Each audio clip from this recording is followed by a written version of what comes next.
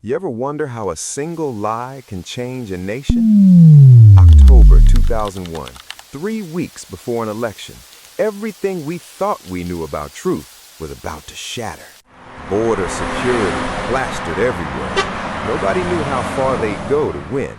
3 weeks, that's all we've got. Tick, tick, tick. 3 weeks is a lifetime in politics, or just long enough to fabricate one.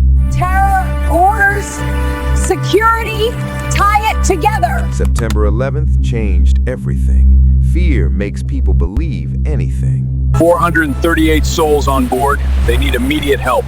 August 26th, 438 people pulled from water. A father, mother, 6-year-old, about to become political pawns. Fresh angles, border crisis, human interest. I'm on it. Media vultures circling, about to get fed a lie so big it would take years to unravel. We will decide who comes to this country and the circumstances in which they come. The Australian people deserve the truth. October 7th, the Prime Minister delivering his line with certainty. The crowd ate it up, but the truth he was selling built on sand. This is the front page. Children thrown overboard. One photo, one caption. It never happened, not the way they said. It's a children angle. Push the children angle. Plays in suburbs. Defense has photos. Run it hard. Campaign offices, newsrooms, government, all coordinating, building a narrative brick by brick, Wait, lie by lie. Timestamps don't match. This is from the rescue, not before. You sure?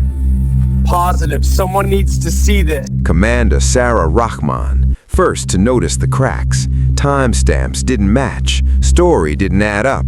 Officer Whisper. October 6, 2:47 p.m. They said 7th. This changes everything. All Right there in metadata, photos used to prove children overboard, taken during rescue. Entire story, fabrication. Radio transcripts, boarding reports, time-coded logs, all contradicting the official story.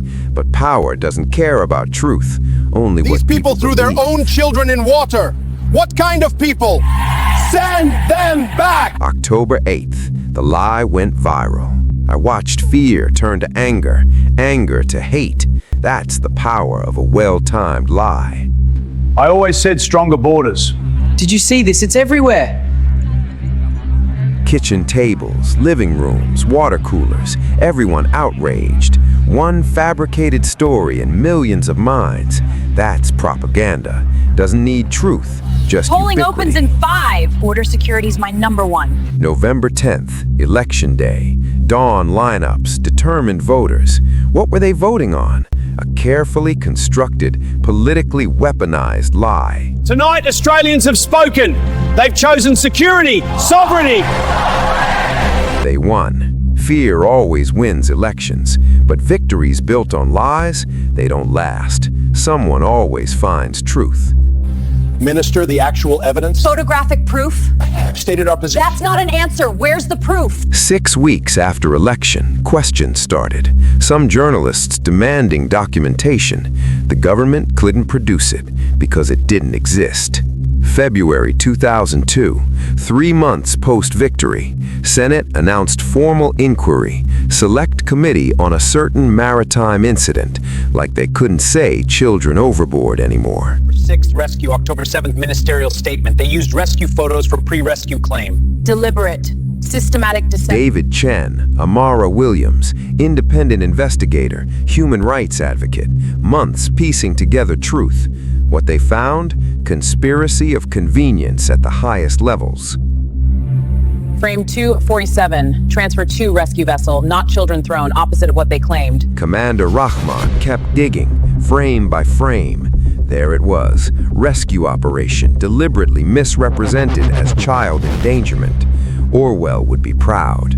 Side by side, official statements versus actual evidence. Left, what ministers told the public. Right, what defense recorded. 2 completely different realities. Inquiry starts in 10. This'll be brutal. Day of reckoning. walking that corridor, knowing every lie, every manipulation, every political calculation about to be exposed under oath. Mr. Chen, please present findings. Our investigation reveals systematic misrepresentation of defense intelligence. I reject that entirely. Day one testimony. David Chen laid it all out, every inconsistency, every fabrication, and the minister, he squirmed. The walls were closing in. Names and country of origin. We seeking protection, please. While politicians debated in air conditioning, this happened at sea. Real families, reduced to case numbers.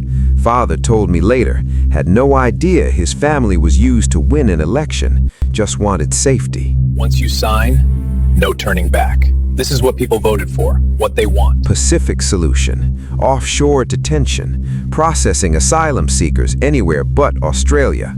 One signature, thousands of lives changed. All started with a lie about children overboard.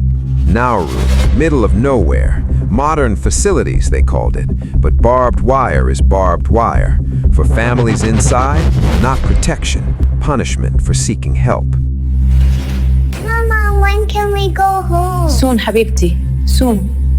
I visited Nauru years later, met families still waiting. Little boy in red hoodie, teenager now. Entire childhood behind wire because of a political lie he'll never understand. Minister, defense footage contradicts your October statements. We acted on By your claims. but you had correct information and ignored it. March 2002, media finally doing its job. Same journalists who amplified the lie, demanding answers. Better late than never, though damage done. Upon review, Certain initial assessment. not supported by subsequent evidence, we regret any confusion. April 2002, 6 months post-election, finally an admission, sort of. Regret any confusion, not we lied, just confusion, as if truth was ambiguous. What we've said for months, systematic misrepresentation. Indication, but also warning, never again. Justice for refugees. August 2002, Senate Select Committee report, 200 pages confirming the government lied, used fabricated evidence to win. Consequences? Minimal. A few uncomfortable pressers, no resignations, no accountability. Editorial checks. Real verification. Can't just repeat government claims. Reported what we were told. Not good enough. We have to do better. Some journalists got it, finally understood their role in amplifying the lie. Sarah Thompson changed her entire approach after this, but plenty of others just moved on. They lied to us. They lied to win. We demand accountability. Public mobilization, thousands demanding justice. But here's the sad truth. Offshore detention continued. The Pacific solution stayed. The lie worked so well, they kept the policy it was designed to sell. We annotate the brief, highlighting contradictions between political statements and defense logs. This builds the case for policy reversal. Years of legal activism, meticulous preparation. David and Amara never gave up, still fighting cases today. Meanwhile, defense sealed the record, stamped, cataloged, contained. The bureaucratic machinery of memory, deciding what gets remembered, what gets buried. The Pacific solution remapped asylum policy, arrows from Indonesia to Nauru, PNG. Shipping lanes became deterrence zones. One lie changed the geography of human rights in the region. Met the father 5 years later, still in detention. He told me, I thought Australia meant freedom. The timeline evidence is irrefutable. What happened in October 2001 was deliberate political manipulation. And the lessons for today? Instead, 5 years watching ships pass through a barred window. David Chen still teaches this case, 20+ years later, still warning new generations. This is how democracy dies, not with tanks, but with lies wrapped in flags. There, 1447, 30 minutes before they claimed it happened. Patient archival detective work. Rewind, listen, note timestamps that contradicted public claims. This is how truth survives, in the margins, in metadata, in people who care enough to look. How did this happen? People believed what they wanted to believe.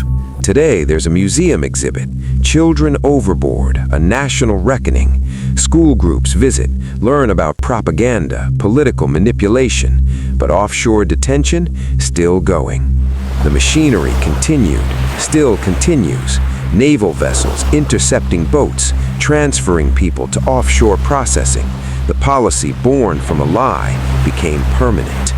Media, relentless machine, even after inquiries, still shaping public knowledge. 24-hour cycle demanding fresh angles on old lives. You told Parliament children were thrown overboard. Defense logs prove otherwise. Will you apologize? I've addressed it extensively. That's not an answer. Amara Yes or Williams, still holding power accountable.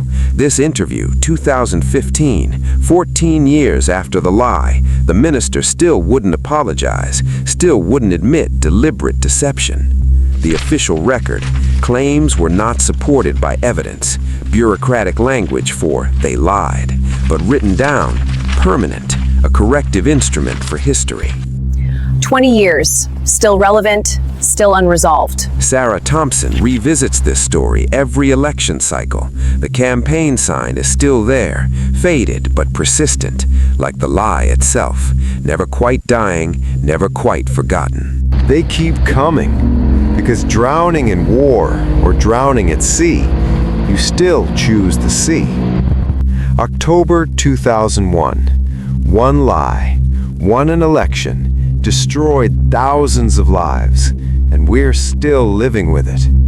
That's the real story, not what happened on one boat, but what we became when we chose to believe.